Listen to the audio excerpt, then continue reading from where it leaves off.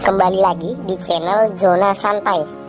Perlu diketahui bahwa ini adalah video spoiler. Oke, sebelum melanjutkan, jangan lupa di subscribe, like, dan komen. Dan bagi yang ingin mengetahui update ceritanya, bisa menekan tombol lonceng yang tersedia agar tidak ketinggalan ceritanya.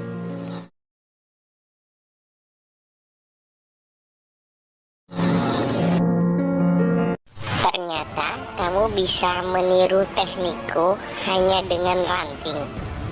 Dan teknikku yang aku keluarkan tidak bisa dibandingkan dengan teknikmu. Setelah itu Wujing menyerah dan menjatuhkan pedangnya.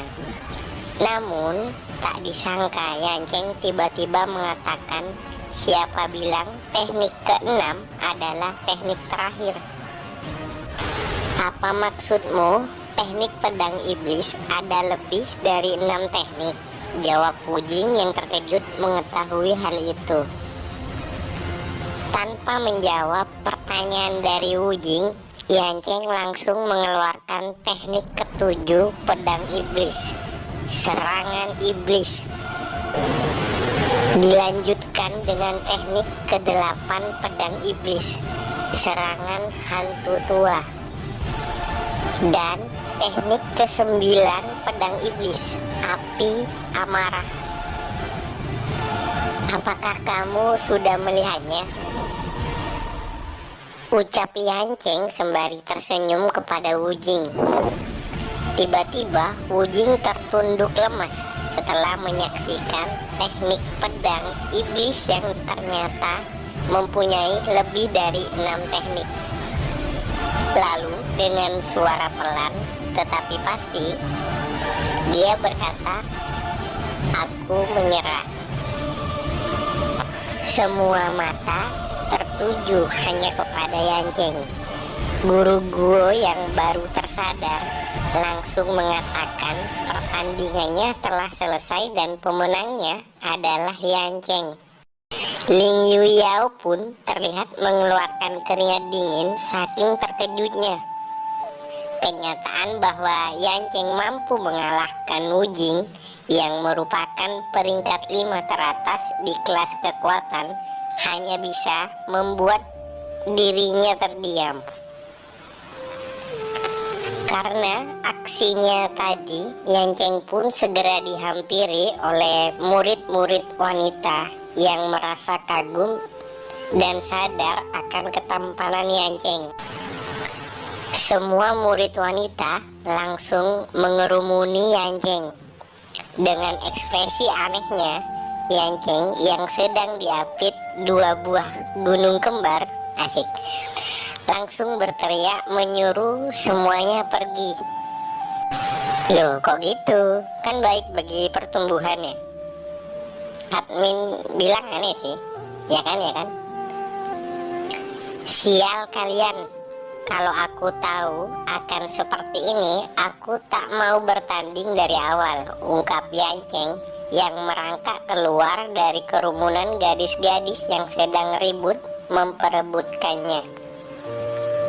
Setelah Yancheng berhasil menjauh dengan cara merangkak, kemudian Yancheng kembali terkejut dengan kedatangan Ling Yuyao. Kameramennya mesum, asem. Sambil bersikap malu-malu dan muka yang memerah, Ling Yuyao berkata, "Besok adalah hari ulang tahunku. Apakah kamu mau makan malam bersamaku?" Wih, gede. Cerita berpindah. Masih di hari yang sama, tampak Yancheng berjalan menuju ke suatu tempat. Sejak dulu, kekuatan adalah segalanya. Setelah aku menunjukkan kekuatanku, sekarang mereka menatapku dengan cara yang berbeda. Tak beberapa lama, Yancheng tiba di tempat tujuannya. Di hadapannya kini tampak sebuah gerbang besar yang dijaga oleh beberapa pengawal yang bertugas. Diketahui bahwa itu adalah tempat asosiasi Wuzi yang merupakan serikat terbesar di daratan Changlan. Ini sudah waktunya berkunjung dan menemui orang tua itu. Aku tak sabar untuk bertemu dengannya. Ketika Yancheng ingin masuk, para penjaga melarangnya. Berhenti, ini adalah asosiasi Wuzi dan orang biasa sepertimu tidak diperbolehkan untuk masuk ke sini. Aku ingin bertemu ketuamu Zhang Qi. Ada sesuatu yang mau kusampaikan. Hah? Kau pikir kami percaya? Jangan berbicara sembarangan. Ketua kami tak memiliki nama belakang Qi. Jadi pergilah dari sini. Kuberi waktu 3 menit. Beritahu dia atau biarkan aku masuk. Jika tidak, kalian akan menanggung akibatnya. Mendengar ancaman itu, para penjaga langsung mengeluarkan kekuatan di tangannya dan dengan segera mengarahkan pukulannya ke arah Yancheng. Habislah kesabaranku. Baiklah, kalau itu yang kalian mau, ujar Yancheng sambil menutup matanya. Kemudian Yancheng menghempaskan para penjaga hingga terlempar masuk ke dalam halaman. Dengan perlahan, Yancheng melangkah masuk ke dalam gerbang. Para penjaga yang terlempar tadi hanya bisa terkejut. Para penjaga bertanya, siapa sebenarnya Yancheng ini? Salah seorang penjaga juga berteriak bahwa gerbang utama asosiasi telah diterobos. Teriakan itu terdengar hampir ke semua telinga murid-murid di asosiasi Wuzi. Itu membuat semua murid yang mendengar langsung berlari ke gerbang utama asosiasi. Dalam sekejap semuanya berkumpul dengan membawa senjatanya masing-masing. Sial, kenapa semut yang datang malah bertambah banyak? Tenanglah, aku di sini hanya ingin bertemu dengan tetua Zhang Wu. Tolong izinkan aku menemuinya. Namun karena semua murid sudah terlanjur emosi, mereka meneriaki Yancheng bersiap untuk menyerangnya. Sungguh sangat merepotkan. Apa yang semut-semut ini ingin lakukan? Apakah aku harus bertarung dengan mereka? Namun, tiba-tiba sebuah teriakan dari seseorang menghentikan para murid yang akan segera menyerang Yancheng. Diam! Kenapa kalian membuat keributan? Semua murid terdiam mendengar teriakan itu. Para murid langsung menoleh ke arah teriakan tersebut. Mereka langsung membungkuk dan memberi hormat. Hormat kami, Tetua Zhang. Kami telah gagal bertugas. Bocah ini menerobos paksa ke gerbang utama dengan menyerang para penjaga gerbang. Siapa bocah yang berani melakukannya? Ujar Tetua Zhang. Anak ini memaksa masuk untuk bertemu dengan Anda, jawab seorang murid. Orang ini adalah Tetua Zhang. Dia adalah orang yang mendirikan asosiasi Wuzi. Tetua Zhang pun langsung menyuruh semua murid untuk segera menangkap dan menghukumnya atas semua yang dilakukan Yancheng. Yancheng pun langsung tersenyum. Hei, hidung kecil. Setelah ribuan tahun berlalu, emosimu itu masih belum bisa kamu kendalikan ya? Tetua Zhang yang berjalan masuk ke dalam kediamannya langsung menghentikan langkahnya. Terkejut mendengar hal itu, Tetua Zhang segera menoleh ke arah Yancheng. Dengan tenang, Yancheng berjalan ke arah Tetua Zhang lalu berkata, "Ayo segera masuk dan berbicara di dalam saja." Sontak hal itu membuat semua murid di asosiasi Wuzi marah mendengar perkataan yang diucapkan Yancheng. "Hei bocah, memang kamu siapa? Berani memanggil Ketua Zhang seenaknya?" Dilanjutkan dengan murid lain yang berkata, "Berani menyinggung Tetua Zhang sama artinya dengan menjemput kematianmu." Seketika Tetua Zhang mengeluarkan kekuatannya yang besar dan menyuruh semua orang untuk diam. "Dengarkan ini baik-baik. Mulai hari ini pintu asosiasi Wuzi akan selalu terbuka untuknya," sambil menunjuk ke arah Yancheng. Segera semua murid langsung membungkuk. "Dimengerti, Tetua." Siapa sebenarnya pemuda itu? Kenapa Tetua Zhang sangat menghormatinya? Apa dia anak dari keluarga yang kuat? Itu mustahil. Tak ada yang lebih kuat dari asosiasi Wuzi. Sesampainya di dalam, terlihat Yancheng yang sedang duduk dengan secangkir teh di tangannya. Terlihat juga Tetua Zhang yang masih berdiri di hadapan Yancheng. "Duduklah, kenapa kamu masih berdiri di situ?" tanya Yancheng.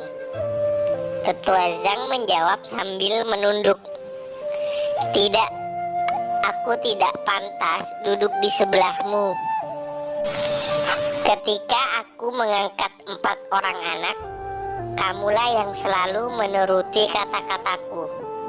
Dan sekarang kau sudah terlihat tua, dasar bocah kecil." Lalu Tetua Zhang langsung menangis di hadapan Yancheng. "Ayah, akhirnya kamu telah kembali." Hei, berhentilah menangis. Seorang pria tua menangis. Tak baik jika ada orang yang melihatmu. Asosiasi Wuzi ini awalnya adalah ide dariku. Sekarang kau yang mendirikannya. Jika ayah tak menyukainya, aku akan membubarkannya. Jangan, kamu telah mendirikannya dengan sangat baik. Mereka ketiga anak angkatku, di mana mereka sekarang? Kemudian Tetua Zhang menjawab dan mulai menjelaskan bahwa kakak pertamanya 60.000 tahun yang lalu, setelah mendapat gelar tabib suci, dia kembali ke Gunung Santian. Lalu kakak kedua mendirikan serikat alkimia di Zhangzhou 40.000 tahun yang lalu.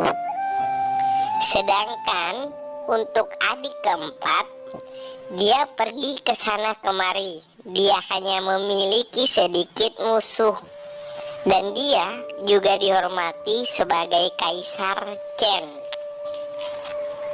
Setelah mengetahui keadaan semua anak angkatnya yang telah menjadi orang hebat, Yancheng merasa senang dan bangga kepada mereka. Karena dahulu mereka hanya bocah kecil yang manja, dan sekarang mereka semua menjadi orang-orang yang kuat. Terlihat ingatan masa lalu saat bersama 4 anak angkatnya. "Ayah, saudara kedua merebut bola dariku. Ayah, aku ingin belajar ilmu bela diri darimu. Ayah, aku lapar. Lalu bagaimana denganmu? Dengan kekuatanmu, seharusnya kamu tak harus tinggal di tempat sekecil ini kan? Tetua Zhang pun menjelaskan bahwa 80.000 tahun yang lalu ayah mendadak menghilang. Kami semua merasa sedih, lalu pergi mencarimu. Akan tetapi kami tidak bisa menemukanmu. Dan pada saat itu, ketika aku melewati daerah sini, aku bertemu dengan gadis yang kusukai dan memilih menetap di sini. Tampaknya kau telah tumbuh menjadi pria dewasa ya.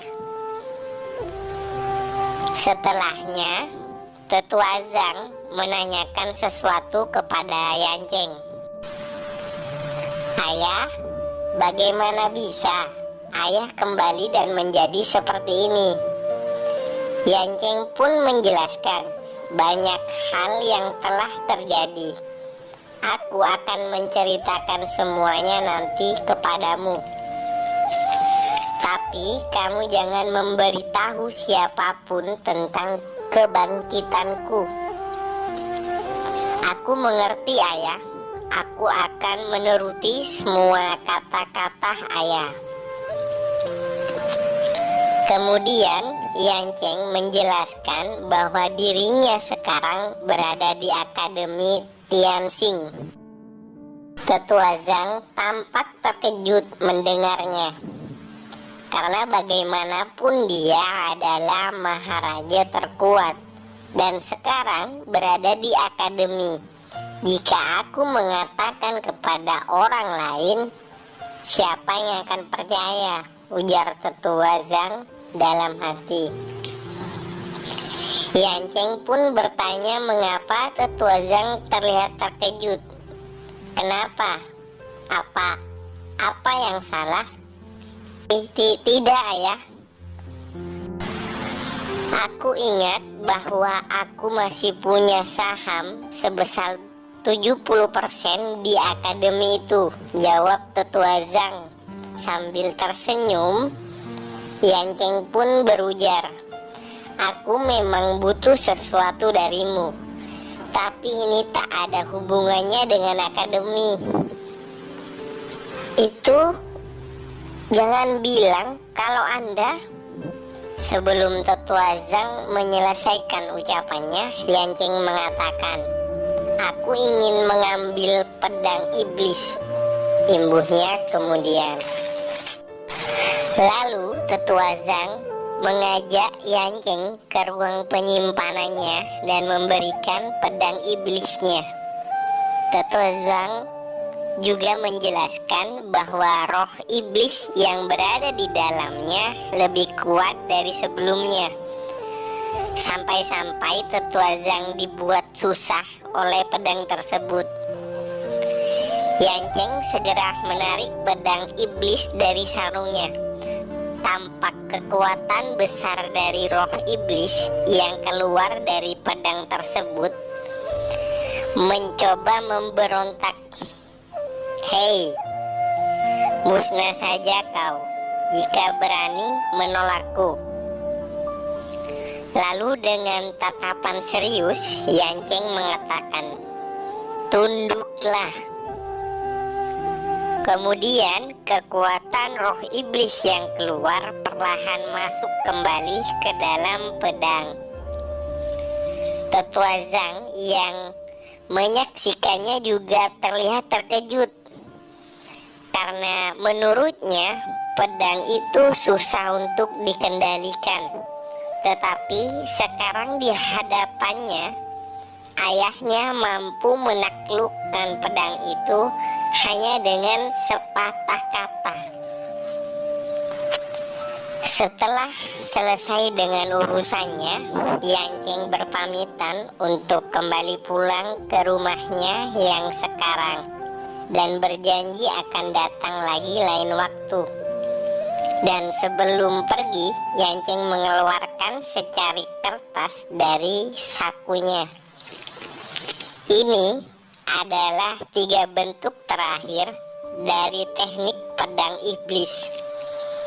Tetua Zhang kembali terkejut setelah membacanya.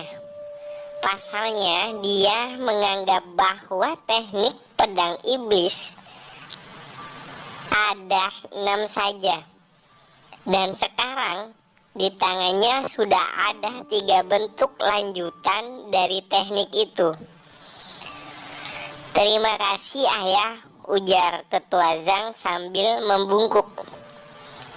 Cerita berpindah di mana Yanceng tiba di rumahnya. Setelah membuka pintu, Yanceng terkejut karena ada Master Liu bersama ayahnya.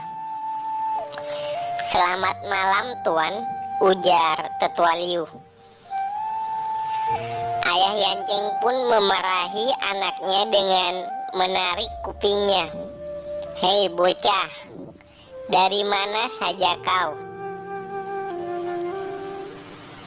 Master Liu sudah sejak tadi menunggumu di sini, dan kamu tak berniat meminta maaf.